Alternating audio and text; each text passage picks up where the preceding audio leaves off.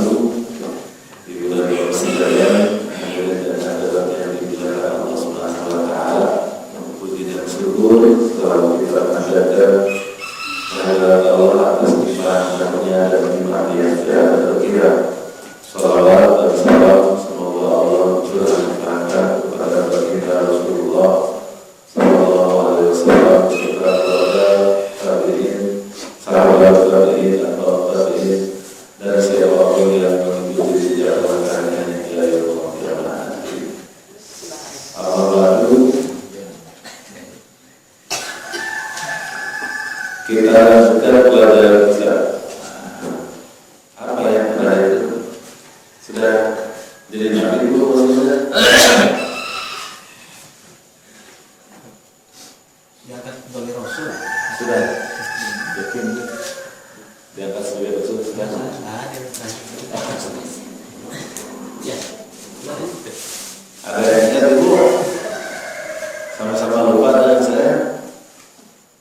Kalau saya lupa mau berjalannya. Setelah pernikahan.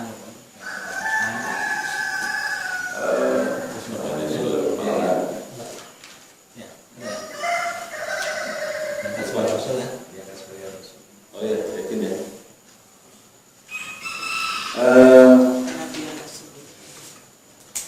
Oke, jadi kita sudah selesai membahas Nabi Muhammad SAW sebelum jadi Rasul. Jadi kapan kebetulan masa remajanya seperti apa, masa kanak-kanaknya seperti apa, kemudian masa remajanya sampai kemudian pernikahannya. Pernikahannya adalah dengan Khadijah radhiyallahu anha. Kemudian akhirnya di usia 40 tahun beliau banyak bertahanut, banyak berdiam diri, mimpi sendiri di Gua Hira, sampai pada suatu waktu datang Jibril alaihissalam menurunkan wahyunya yang pertama, yaitu 5 ayat di awal surat Al-Alaq. Iqra bismi rabbikal ladzi khalaq, khalaqal insana min 'alaq, iqra wa rabbukal akram, alladzi 'allama bil qalam, 'allamal insana ma lam ya'lam. Bahwa kehadiran Allah Subhanahu wa taala atau adanya Allah Subhanahu wa taala sebagai pencipta, intinya adalah mencipta kita manusia, kemudian mengajarin kita manusia dengan sesuatu yang tidak diketahui oleh kita. Oleh karena itu maka berilmu ini menjadi hal yang sangat penting dalam kehidupan kita sebagai Muslim, agar kemudian kita mengetahui hakikat kehidupan. Dan hakikat kehidupan itu adalah menjadi hamba Allah dan menjadi khalifatullah di muka bumi ini. Hamba Allah itu artinya kita harus rajin beribadah dengan penuh ketulusan, keikhlasan, serta mengikuti sunnah Rasul, serta bertanggung jawab akan kebaikan yang ada dalam kehidupan ini, berusaha mencegah kerusakan terjadi baik oleh diri kita sendiri atau oleh orang lain, serta merecovery kerusakan yang akan terjadi akibat ulah tangan manusia yang tidak berilmu tadi. Oleh karena itu sekali lagi ayat-ayat pertama yang turun kepada Nabi Muhammad SAW ini selalu mengingatkan kita pentingnya menjadi hamba Allah dan pentingnya menjadi khalifatullah. Karena Allah lah yang menciptakan kita dan Allah lah yang mengajari kita terhadap hal yang tidak diketahui. Memang makhluk yang lain tidak diciptakan Allah, diajari oleh Allah Subhanahu wa taala, tetapi penciptaan manusia adalah fi ahsani taqwim, dan pengetahuan manusia itu luar biasa melebihi pengetahuan makhluk yang lainnya, sebagaimana kita baca di rangkaian ayat Allah Subhanahu wa taala yang bercerita tentang penciptaan agama Islam. Rasulullah Muhammad SAW sebagai Rasul setelah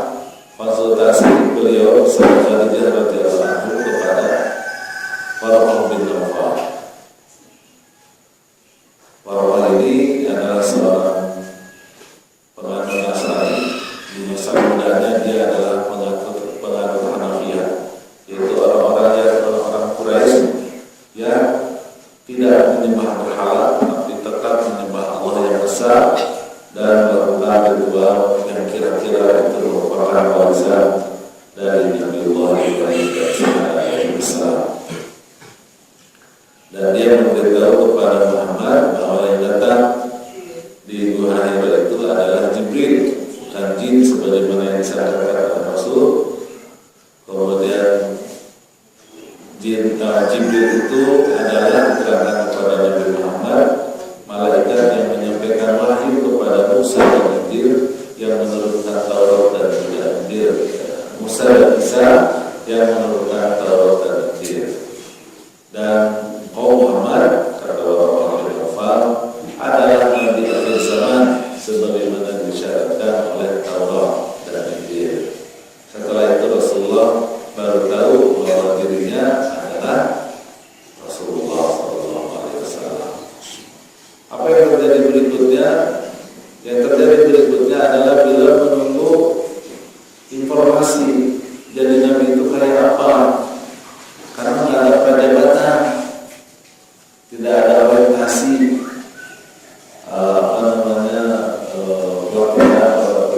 alokasi apa gitu, tidak ada SOP prosedur apa begitu, job deskripsi apa segala macam, tidak ada. Diangkat saja jadi Rasul, yang angkatnya itu juga bilang-bilang bahwa saya malaikat Jibril Muhammad, aku diutus Allah kepadamu, bilang begitu juga. Main suruh-suruh aja kepada Nabi Muhammad. Itu adalah sehingga Rasulullah mengira itu jin, bukan malaikat Jibril. Jadi ditunggulah informasi berikutnya hari. Kata teman-teman ada pendatang juga mau keluar lagi, udah seger, udah takut. Hanya seminggu, 2 minggu. Belum tidak lama, Rasulullah jadi mikir ini Rasulullah itu benar apa enggak ya? Terus jadi Rasul mau buat apa? Bingung. Terus kalau ketemu masyarakat mau apa? Hanya dia hanya takut ketemu dengan masyarakat dan memilih tinggal di rumah, di kamar dan berselimut lagi. Sampai kemudian turunlah firman Allah Subhanahu wa taala, ya ayyuhal muzammil, wahai orang yang senang berselimut, al-laila qalila, bangunlah di waktu malam sedikit, makanya tidur boleh tapi bangun. Qumil laila illa qalila nisfahu aw nisfahu aw zid alaihi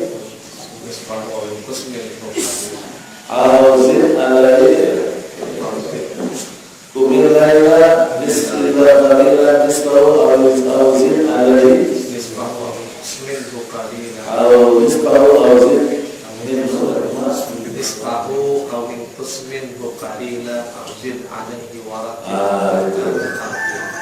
Qumil laila illa qalila nisfahu aw minhu aw zid alaihi warattilil Qur'ana tartila. Bangun di waktu malam, setengahnya boleh, 2/3 juga boleh, 1/3 akhir malam juga silakan, dan bacalah padanya Al-Quran dengan takbir.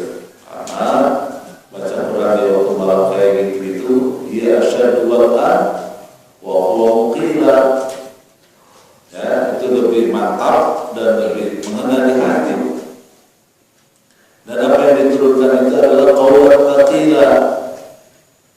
Kemudian kalau dia musuh-musuh beribadah di malam hari ini, karena siang hari itu sarhan qulila,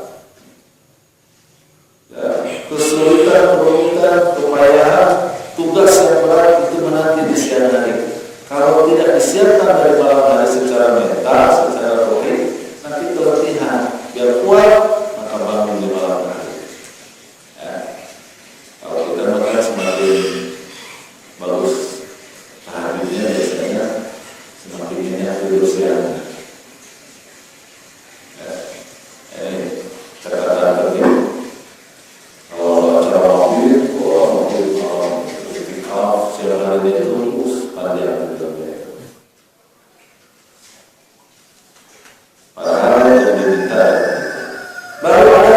baca. Oh kalau begitu memang harus dikuatkan mental. Hanya sholat tadi, sholat malam, baca Quran sudah ada baca Quran ayatnya ya. Masa bolak balik aja Quran itu Iqra bismillahirrahmanirrahim. Sama surat Al-Muzammil tadi. Tunggu lagi, apa lagi?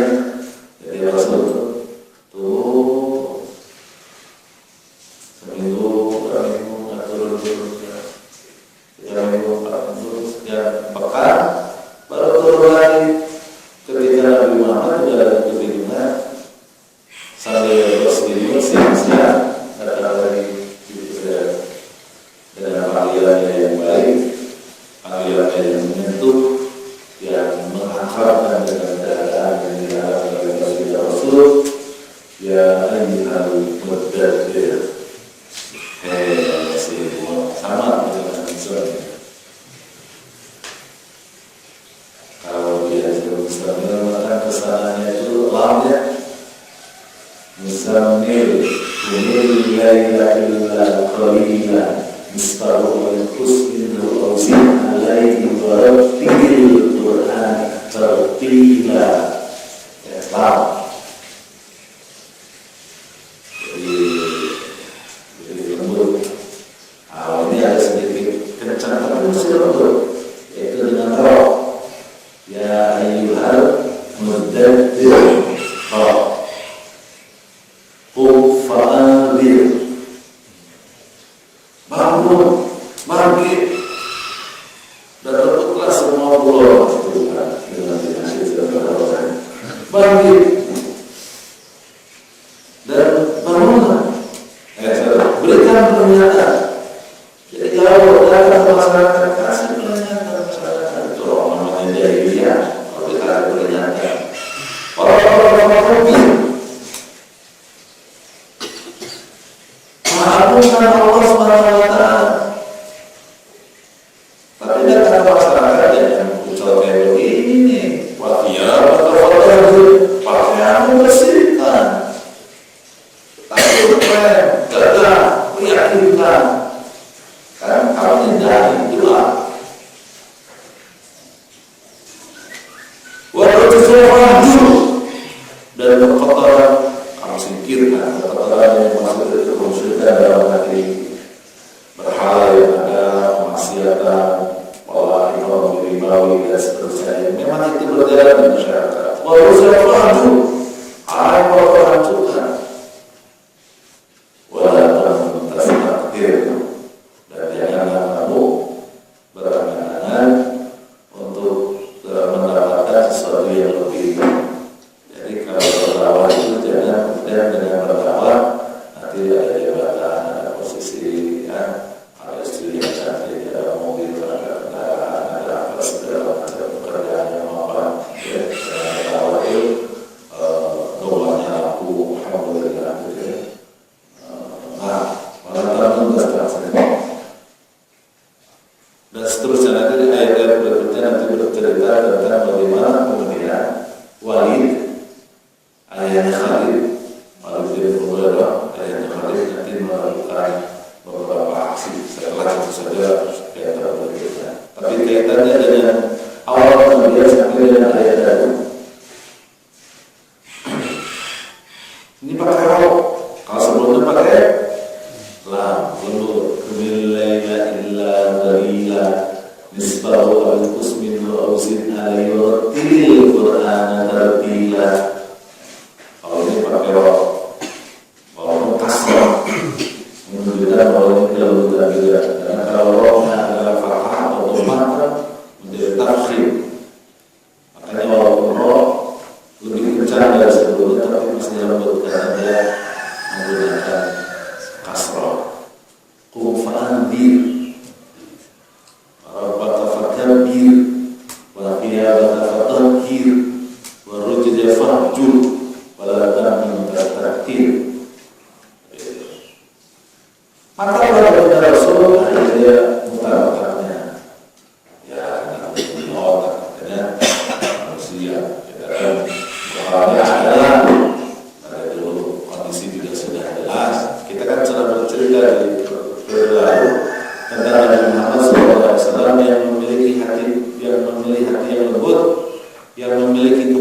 pengabdian dan berusaha untuk berkhidmat ya kepada masyarakat, mana kepada masyarakat Quraisy itu dengan yang kesulitan, mereka yang berselisih, ya, menolong orang yang kesusahan, dan seterusnya dia lakukan. Tapi sekali lagi tindakan baginda Rasul seperti itu bukan mengurangi kasus, mengurangi permasalahan, tetapi kemudian akan menambahnya. Sehingga Rasulullah punya pusing, ya, karena nanti orang Quraisy sudah bilang begini, biarinlah kita kasih pinjam aja uang semua orang dengan riba, kalau nggak ada yang bayar nanti belum Muhammad yang bayarin. Kalau apa namanya budaknya sudah nggak lagi produktif, terkesan atau sebenarnya dipaksa untuk terus bekerja sampai kalau tidak nanti juga tahu sama Muhammad, nanti dibeli ke sama Muhammad, ya. Bentar sekalian nanti juga ada yang melerai nanti Muhammad. Begitu kenyataan. Itulah kenapa dalam dunia filantropi itu sudah tidak menjadi penting bantuan kepada orang lain itu secara karitatif, ya, secara memberi ikan, ya, tidak penting. Tetapi justru yang harus dipentingkan adalah apa yang disebut dengan community development. Apa community development? Pemberdayaan masyarakat, itu. Ini yang harus kemudian dilakukan sehingga kemudian manusia bisa berhasil. Itu pun juga sebetulnya tidak cukup. Community development itu tidak cukup. Dalam prakteknya di Indonesia, community development itu biasanya berhasil bila penyelenggaranya adalah lembaga Islam. Kenapa? Karena di lembaga Islam ketika melakukan community development juga menanamkan keyakinan, menanamkan iman, membiasakan mereka percaya kepada Allah dengan benar, membiasakan mereka dengan kebaikan yang baik, dengan ibadah dan seterusnya, sehingga menjadi lebih baik. Jadi baginda Rasul sudah ada pengalaman, cuma dulu betul-betul inisiatif pribadi, bukan sesuatu yang terarah diminta oleh Allah Subhanahu wa Ta'ala. Atas pengalaman tersebut, atas realita yang ia pahami di masyarakat masyarakat Mekah, maka mulai dia berdakwah. Tentu secara nasional, ya tidak ujung-ujung teriak-teriak, tapi pelan. Saking pelannya, maka kemudian menjadi sirriah sifatnya, sembunyi-sembunyi. Dan dengan demikian maka kemudian kita tahu Rasulullah itu melakukan dakwahnya secara istilahnya kayak apa Pak Jolari kayak asuransi, kayak marketing asuransi. Jadi nggak sembarangan orang itu di prospek kita, ya.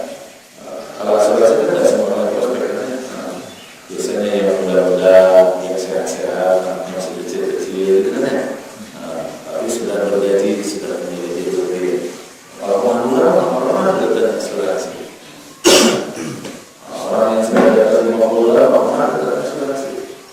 Para wanita aktif di asuransi, kalau sudah sakit-sakitan, kalau jatuh corona atau diabetes sudah nggak bisa masuk asuransi. Makanya kalau sudah susah. Ini secara adalah manusiawi.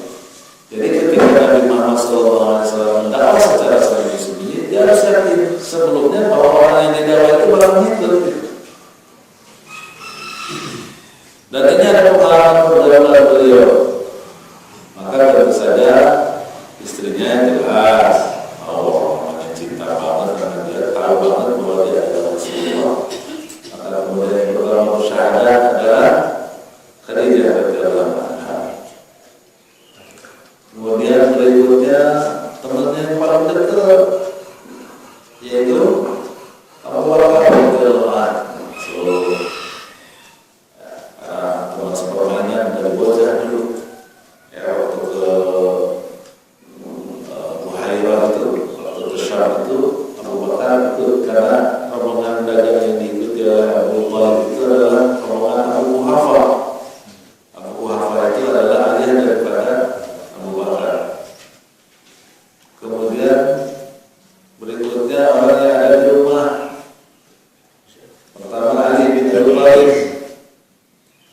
saja, masih kecil. Masih kecil. Kata Rasulullah, "Loh, aku mau masuk Islam sendiri. Gimana ayah kamu? Kamu sama nanti di mana setuju?" Masih bocah itu, Sayyidina Ali radhiyallahu anhu mengatakan, "Wahai Rasul, ini kan urusannya neraka dan surga. Masa mau surga harus lapor urusan bapak? Terserah saya yang masuk surganya juga saya." Hanya kepada yang masuk Islam bocah. Ada yang mengatakan 7 tahun, ada yang mengatakan 9 tahun, beberapa riwayat memang berbeda, tapi intinya belum balik. Tapi sudah memayis, sudah bisa bicara, sudah mengerti, sudah paham. Berikutnya masih orang rumah adalah Zaid bin Haritha. Zaid bin Haritha ini ada hamba sahaya baginda Rasul yang kemudian dimerdekakan oleh baginda Rasul dan diadopsi sebagai anak. Zaid bin Haritha. Kemudian bersama istrinya, bersama Abu Bakar, semuanya mencoba untuk meluaskan pengaruh. Akhirnya kemudian berhasil melalui Zaid bin Haritha bisa kontak dengan Yasir, dan akhirnya Yasir pun masuk Islam. Otomatis pula itu masuk Islam siapa? Istrinya Sumayyah dan anaknya siapa? Ammar. Abu Bakar coba menghubungi teman yang lain, ketemu Abu bin Affan. Akhirnya juga masuk Islam. Alhamdulillah, ketemu lagi Abdul Rahman bin Auf. Sampai beberapa orang, jumlahnya kira-kira tidak sampai 20 belasan orang yang masuk Islam. Ya tentu saja nanti istrinya Abu Bakar, ya. Nanti juga anaknya baginda Rasul Fatimah, gitu ya. Terus berkembang. Jumlahnya sampai dengan belasan. Setelah jumlahnya belasan, setelah 3 tahun kalau berubah, maka kemudian Allah Subhanahu wa taala meminta jangan begitu lama atau kalau begitu mah. Tapi dibiarin oleh Rasulullah, karena Rasulullah berpikir apa yang harus kemudian dia akan sendiri. Kalau terus begitu lama tuh, nggak gimana mau menyelesaikan tugas kenabian untuk seluruh manusia, hanya belasan orang, itu juga orang terdekat aja, orang baik-baik aja. Harus coba lebih luas dan harus terang-terang dari ketahuan publik. Maka di tahun keempat itulah maka Rasulullah SAW mengundang kehadiran seluruh masyarakat Quraisy di Bukit Sawa. Figur Nabi Muhammad SAW yang dikenal sebagai Al-Amin, sebagai orang yang amanah, dipercaya, orang baik, tidak pernah bohong, selalu menerima titipan barang, selalu memberikan nasihat, Allah, seterusnya. Dia yang kemudian menyedot perhatian seluruh masyarakat Quraisy untuk berkumpul dipanggil oleh baginda Rasul. Apakah itu orang kayanya, apakah orang miskinnya, apakah yang terdidik atau orang yang sederhana, maka semuanya berkumpul pada baginda Rasul. Akhirnya kemudian Rasulullah berpidato. Kira-kira pidatonya kalau di bahasa Hilman, orang Quraisy, aku ini mau kasih kabar buat kalian. Kabarnya itu adalah bahwa dari Jabal Quraisy itu ada sekelompok pasukan berkuda dan bersenjata akan menyerang kalian, membunuh laki-laki kalian, memperkosa perempuan-perempuan kalian, meyatimkan anak-anak kalian, dan merampas seluruh harta kalian. Kira-kira kalau aku sampaikan berita kayak begitu, kalian percaya nggak sama saya? Kalau mau wajibnya ayat tadi, bala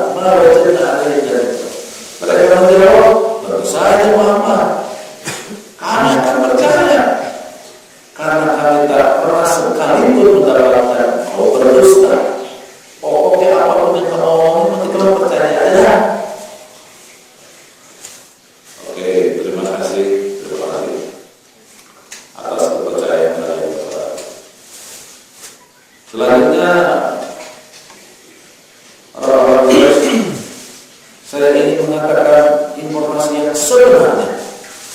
Kalau tadi kan kira-kira seandainya kalau ini mah saya mau cari memberikan informasi yang sebenarnya kepada kalian. Apa itu mama? Ketahuilah kalian bahwa ini adalah utusan Allah Subhanahu wa Ta'ala untuk memberikan busro kalau ini tidak kepada kalian, yaitu barang siapa yang bertauhid kepada Allah, taat dan tunduk patuh kepada aturan Allah, maka hidupnya tentram dan bahagia di dunia, tentram dan bahagia telah di akhirat dimasukkan ke dalam surga Allah. Saya pun juga ingin memberikan peringatan kepada kalian bahwa barang siapa yang tetap dalam kemusyrikan, melanggar perintah Allah, berbuat dosa dan berbuat maksiat, maka hidupnya di dunia akan sengsara, mati juga sengsara, nanti di akhirat juga sengsara, bakal disiksa di neraka. Karenanya, marilah kita bertauhid kepada Allah Subhanahu wa Ta'ala. Aku mendapatkan wahyu dari Allah, nanti aku sampaikan kepada kalian. Karena aku ini adalah basyirun wa nadhirun, memberikan kabar gembira dan memberikan ancaman kepada kalian. Gimana? Percaya enggak?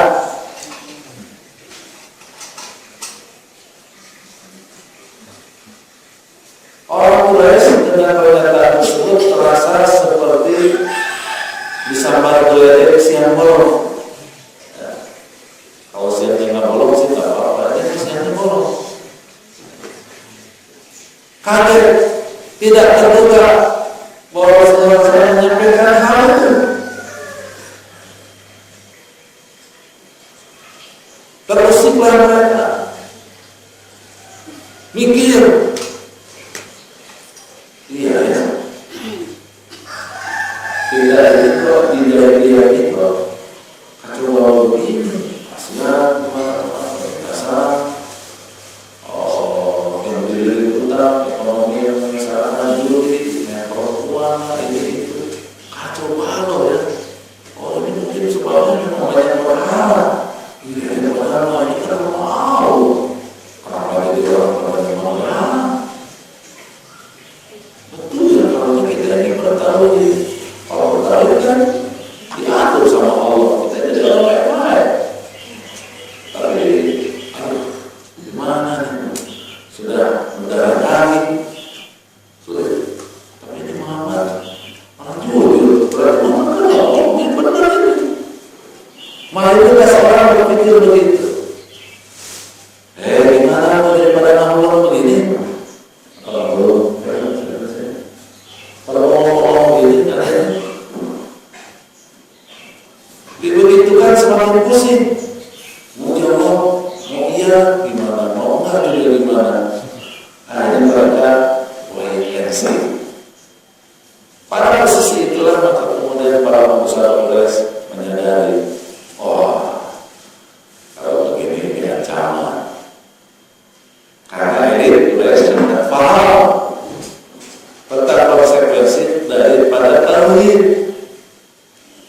Konsekuensi tauhid itu adalah membuat orang menjadi taat patuh kepada Allah.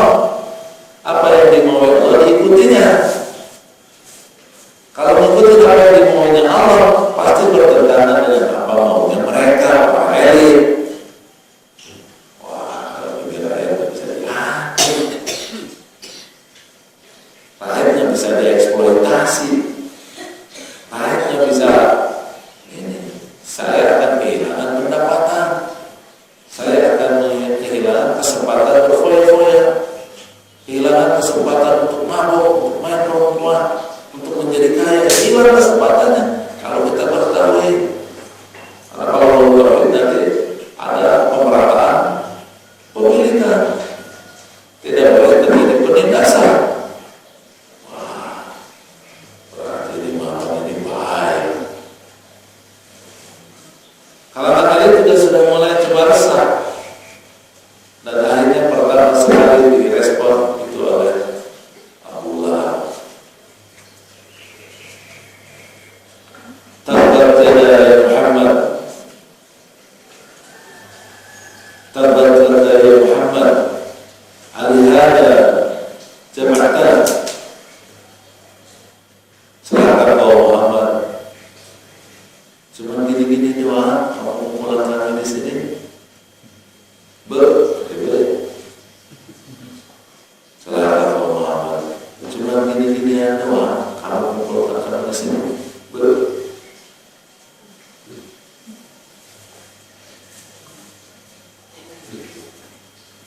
Kita mengalami seluruh sahabat, seluruh orang Quraisy. Siapa tuh yang ngomong? Siapa yang ngomong? Ternyata Allah tokoh. Namanya siapa? Asal. Kalau lagi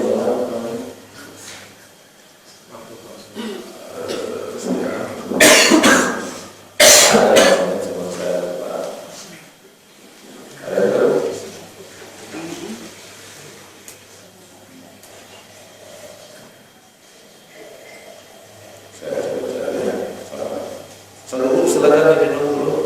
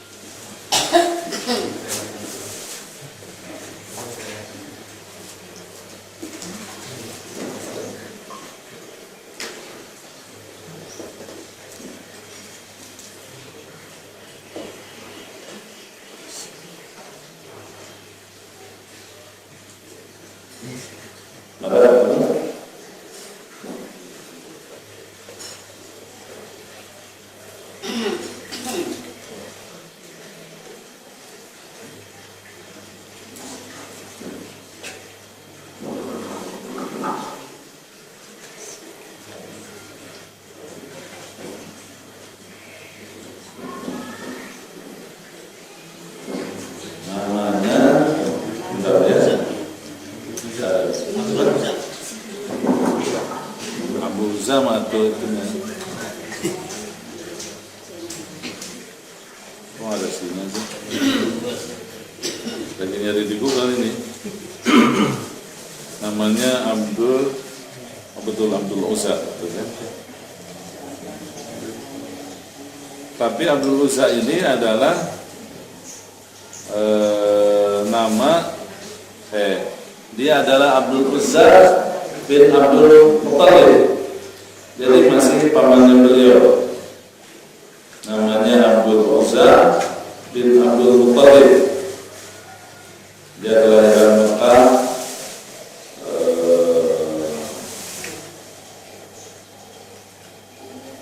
panggilannya adalah Abu Uqbah ya, alkunyahnya, tetapi kemudian memiliki kunyah yang lebih populer namanya Abu Lahab.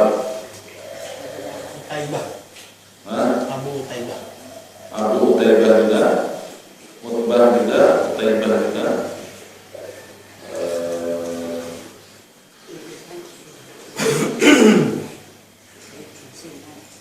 Istrinya namanya Urwa bin Harb, ya, bin Umayyah. Dan dia punya anak namanya Utbah dan Utaibah. Anaknya Abu Lahab Utbah dan dia sahabat, tidak kayak bapaknya. Utbah bin Abi Lahab kayak Ikrimah bin Abi Jahal. Kemudian ada lagi Utaibah. Oh ada juga anaknya berikutnya. Ada Utaibah bin Abi Lahab, makanya dia menjadi Abu Utbah dan Abu Utaibah. Kemudian dia punya anak perempuan juga sahabat namanya Durrah binti Abi Lahab. Terima kasih juga Abu Uzza bin Abdul Muttalib, pamannya sendiri. Dilihat, siapa? Oh, tokoh ternyata. Tokohnya juga tokoh berpengaruh. Pamannya sendiri, katanya Abu Uzza. Inilah yang kemudian membuat masyarakat Quraisy segera mengambil kesimpulan, ya, masa kita ikut ponakannya, kita ikut pamannya aja, karena pamannya lebih keren, dia bertokoh, udah. Ya, akhirnya kemudian pengajian itu, perkumpulan itu bubar. Tetapi sebelum Muhammad SAW, sebelum bubar, merah padam wajahnya, kecewa dengan apa yang dikatakan oleh pamannya sendiri.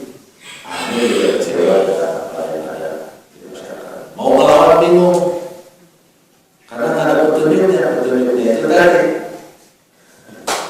Fasda' bima tu'mar wa 'arid 'anil kalimatullah wa'arid anil musyrikin. Bangkit, naiklah ke mimbar, fasdah, dan sampaikanlah apa yang diperintahkan oleh Allah kepada mereka. Perintahnya itu, ya kalau disampaikan terima dong, gitu kan? Kosongnya tidak tahu, hanya Rasulullah cuma ngegeramat dalam hati, mau melawan gimana, tidak dilawan gimana. Tugas sudah disampaikan, tetapi ternyata tidak disambung. Ini gimana?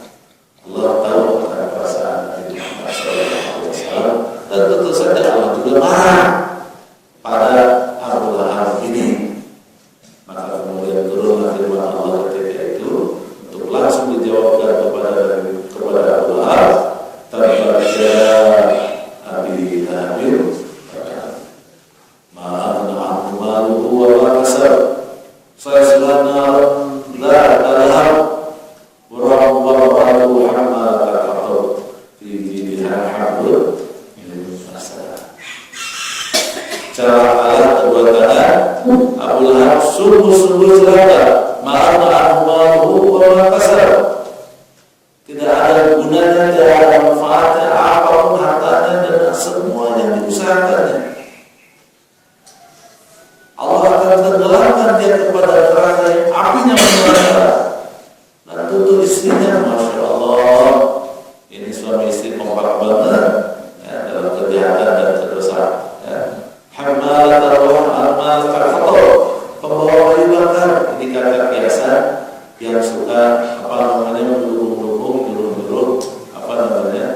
Abu Lahab untuk bertindak membenci Muhammad SAW. Inilah yang kemudian yang harus dipahami oleh kita, bahwa ternyata dakwah itu ketika pertama disampaikan maka akan otomatis mendapatkan resistensi. Dan ini adalah sunnatullah. Nanti dalam buku fisika mungkin bisa dibahas oleh para ahli fisika yang menunjukkan ada sunnatullah atau biologi atau apa segala macam dalam kehidupan ini. Ternyata sunnatullahnya bila kebaikan itu ingin menyelesaikan keburukan, ingin membersihkan kekotoran, maka ketika pertama disampaikan, ketika pertama dipertemukan, maka ada resistensi. Dan ini sekali lagi sunnatullah. Dan apa yang dilakukan oleh Nabi Muhammad atau yang dialami oleh Nabi Muhammad di Bukit Safa, itu pula yang pertama kali dulu dirasakan oleh Ibrahim alaihissalam ketika berdakwah pertama kali, ketika dia lakukan penghancuran berhala di tempat peribadahan masyarakat Nablus, ya, dihancurin di sisi yang gede. Terus habis itu ribut, siapa nih hancurin? Itu tuh ada pemuda yang bernama Ibrahim, ada pemuda tuh namanya Ibrahim tuh, anak si Asar. Ada kan? Dibawa si pemuda Ibrahim, ditanya sama Nablus, ente tuh yang hancurin ini semua. Orangnya saya, anak tuh yang muda tuh masih bercerita, mungkin dia tahu tuh, siapa tahu dia tahu. Goblok ini, masa patung bisa ngomong? Emangnya goblok itu siapa ya? Ibrahim, gue apa Allah? Ya kalau itu nggak bisa ngomong, nggak bisa apa-apa, layak fakwa layak tuh, tidak memberi manfaat yang juga tidak memberikan manfaat, kenapa kalian sembah? Salah, kita ada nyembah kayak gini ya. Kita ini nyembah itu harus sama Allah, yang Esa yang maha menciptakan kita semuanya. Memang patung disembah, gimana loh? Kira-kira gitu.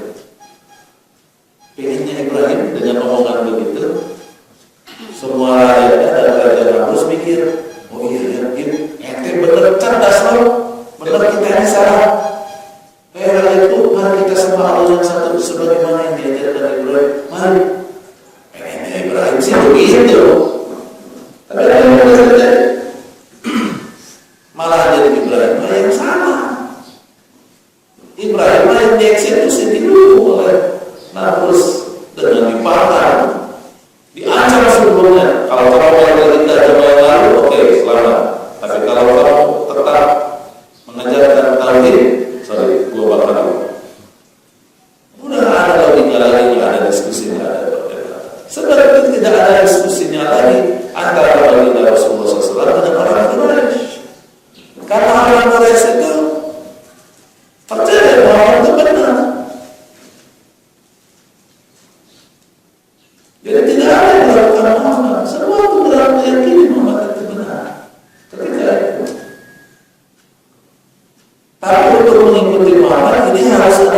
transformasi besar, ada perubahan total. Kalau kata bahasa itu kalau lagi ngaji itu ada inqilab zat. Kalau kata situasi fikih ya, ada kudeta hati.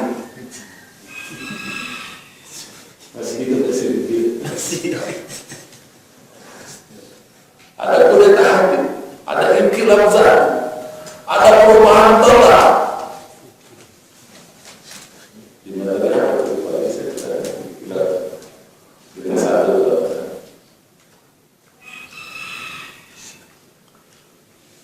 Ada inqilab zat, ada perubahan total. Dan ini yang tidak satu.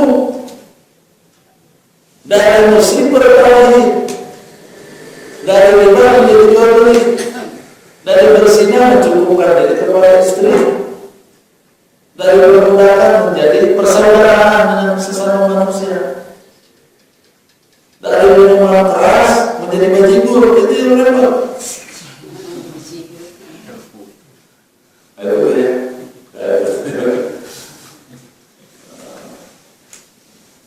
Pilih berat.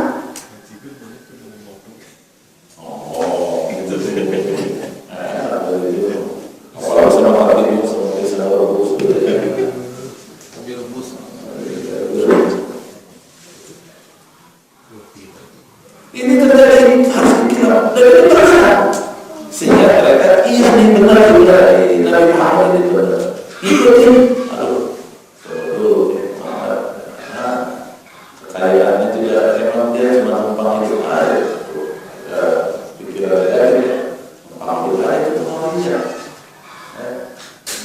Bapaknya mana? Bapaknya juga nggak ada pernah. Kalau dia malah juga hati pintar juga kan bisa baca tulis. Pengikutnya juga ada siapa pengikutnya?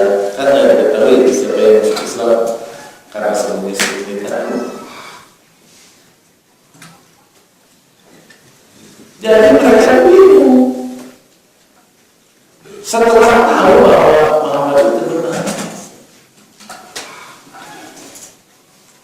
makanya Abu Lahab ini memposisikan diri secara benar. Memposisikan diri secara benar ketika dia menyatakan kata-kata tadi. Tabban laka ya Muhammad, kali hada jama'atan. Memang gini-gini yang doa kumpulan kita di sini. Apa doa? Apa yang lu punya?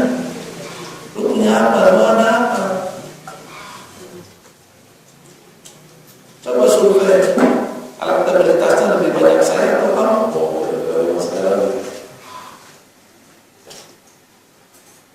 Nah, sampai kamu ini apa siapa? Diletak. Bandingkan aku nih, Abdul Uzza bin Abdul Muttalib, tokoh terkenal, kaya raya, banyak pengikut, punya pengaruh. Kira-kira begitu. Tentu saja masyarakat melihat sesuatu yang fenomenal yang ada di permukaan. Muhammad orang biasa, Muhammad tokoh, banyak pengikutnya, banyak hartanya, banyak centengnya. Ya sudah, beralih dengan sangat mudah. Beralih dengan sangat mudah percaya kepada Allah dan melupakan Muhammad. Begitulah dalam dakwah.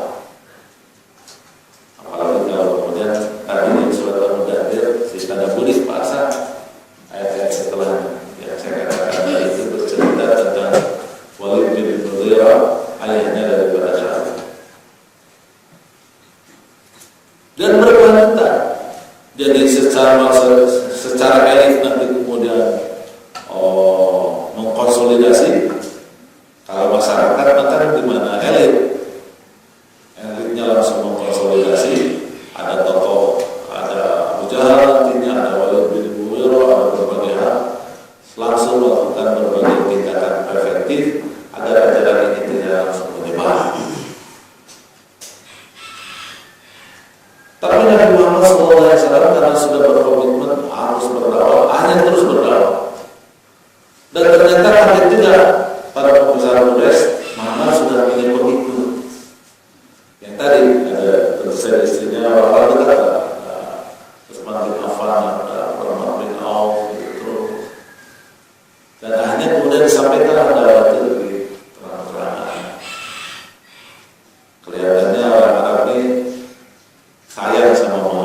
karena berbilang Muhammad ini dari Bani Hashim, keluarga terhormat, cucu dari Abdul Muttalib.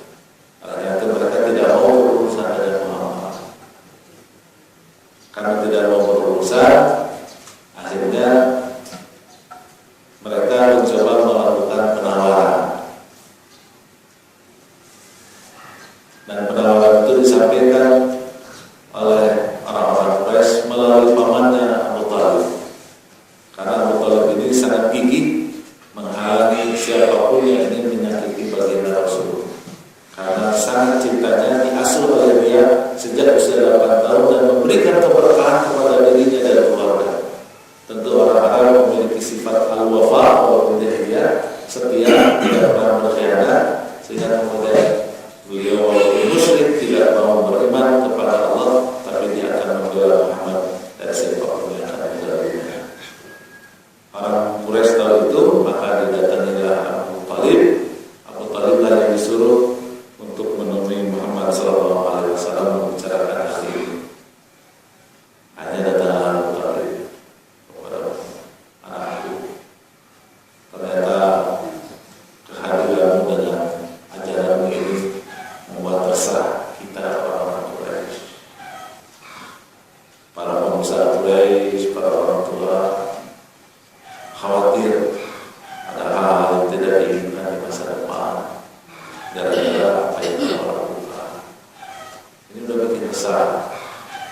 Ada yang ibu berpisah dengan anaknya, ada suami istri bertengkar, ada yang berarti masalah. Kata mereka kepadaku, saudara kau berhenti dari dakwah. Apa sih yang kamu mau? Kalau mau harta, mereka akan mengumpulkan seluruh harta sehingga akan diberikan kepadamu, sehingga kamu menjadi orang yang paling kaya. Kalau perlu kita belanja saja, kalau perlu kita letakkan di majalah Forbes biar kamu tercatat sebagai orang terkaya di Indonesia. Dan saya belum ada.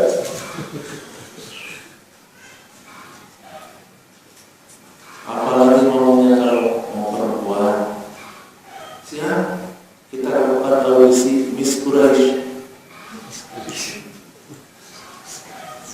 Nanti yang mendapatkan 10 perempuan yang mendapatkan SMS terbanyak buat kamu.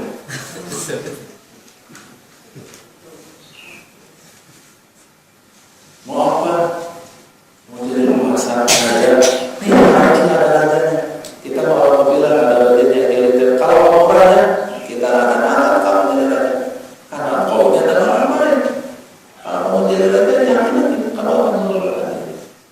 Syaratnya tinggalkan dakwah, tinggalkan ajaran yang baik. Biarkanlah Quraisy apa adanya sebagai sebelum kamu karena pamannya yang ngomong tentu dengan satu, dengan bijak, dengan kasih sayang. Saat kau omongannya kayak begitu, ya orang muslim ngomongnya begitu, tapi lembut, penuh dengan kasih sayang kepada Rasul pun juga ada orang yang berterima kasih karena dia bisa melanjutkan kehidupannya setelah wafatnya ibu dan kakeknya adalah pamannya ini. Maka kemudian dia jawab juga dengan santun. Jangan, bakal gue terima lah. Ini paman tuh gimana? Bukan yang belain saya, ikut saya mau sono, nggak bilang begitu. Tapi dia bilang dengan sopan. Apa bilangnya? Ada yang hafal lalu bimbau. Rembulan di tangan kiri, matahari di tangan kanan. Tidak mampu membayarkan niatku, hatiku untuk berdakwah kepada Allah Subhanahu wa Ta'ala. Mohon maaf kawan, semua tawaran itu tidak bisa aku terima. Terima kasih atas keinginan para masyarakat. Tapi bila itu syaratnya adalah menghentikan dakwah, sampai kapanpun aku akan tetap berdakwah. Kesulitan apapun yang mungkin aku alami karena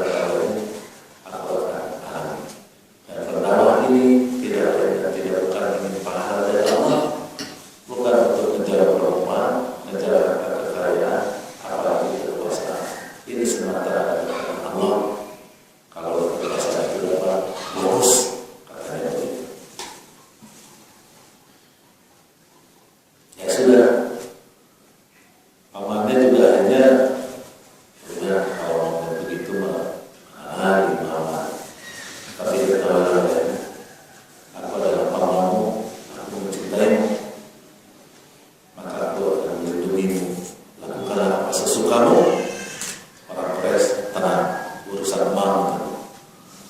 Orang Quraisy itu urusan saya. Kamu mau berdakwah saja, silahkan, bebas. Karena Abu Talib melihat apa tadi? Ketulusan kesungguhan Muhammad SAW untuk berdakwah itu adalah sebuah kebenaran. Ya, sudah mau apa? Dia sudah mencintai ponakannya, apapun dia lakukannya dalam bahasa-bahasanya baik roh Ismail Qasim gitu. Baik atau buruk dia sudah ponakan itu, pokoknya terserah kamu berbuat berserah. Ada terus dakwah dilanjutkan dan orang Quraisy kecewa dengan Abu Talib. Maka dilakukan berbagai hal. Di antaranya yang paling pokok adalah penyesatan opini. Dan ini dilakukan oleh Walid bin Mughirah.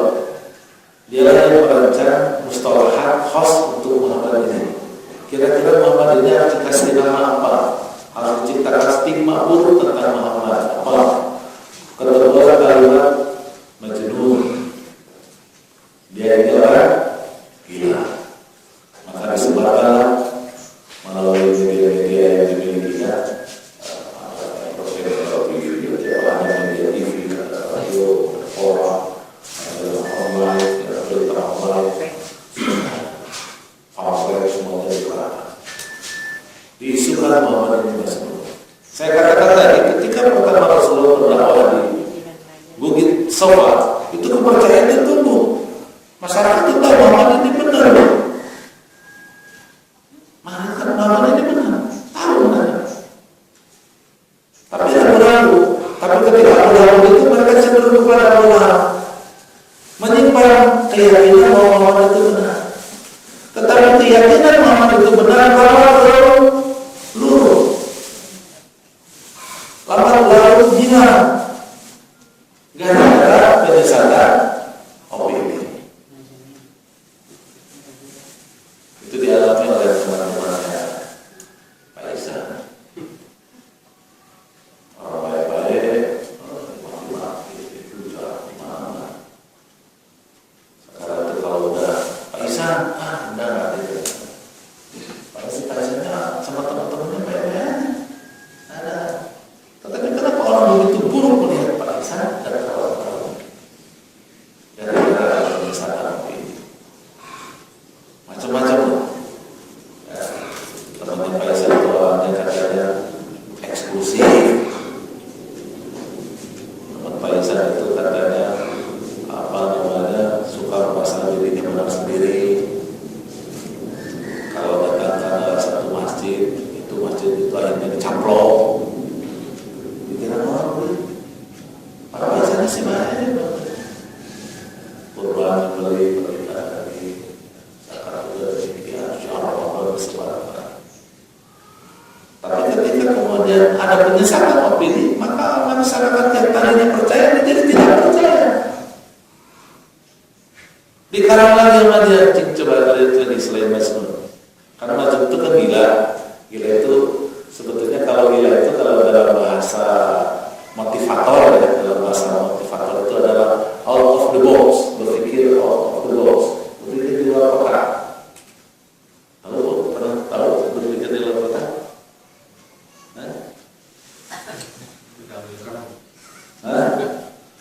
Bukan ya, kotak itu kan dari teka-teki sebetulnya. Ada titik berapa? Ada 9 titik ya. 1, 2, 3, 4, 5, 6, 7, 8, 9 titik. Dalam satu kotak ada 9 titik. Kemudian ada teka-teki. Coba hubungkan 3 garis dengan tidak diangkat pensilnya dan menyambung dan semua titiknya terlampaui. Ya? Sudah 4 garis yang semuanya titik bisa terlampaui. Saya mau 1, 2, 3, 4, 5, 6, 7, 8, 9. Nah, coba ambil garis 4 garis yang mungkin tidak, si pensilnya tidak diambil, tidak ditarik dari kertas. Bisa nggak? Coba-coba cuma bisa, pasti ketinggalan 1 titik. Karena orang berputar di kotak itu. Yang satu titik nggak kena-kena. Nah, bagaimana biar semua titik itu bisa dilampaui dengan 4 garis tanpa diangkat dari pensil? Maka diawali dari sudut bawah. 3 kan? Terus ke bawah. 4, 5, terus keluar sedikit. Sudah keluar bawah masuk lagi. Masuk ke tengah-tengah yang bawah. Terus lewat masuk ke 2 yang paling kanan. Kemudian kita garis di sini 8, 9. Semuanya jadi kayak paling terbalik begitu. Nah, itu namanya out of the box. Karena dia keluar sedikit. Itu namanya out of the box. Berpikir out of the box dalam konteks motivator sekarang, itulah yang disebut dengan berpikir gila.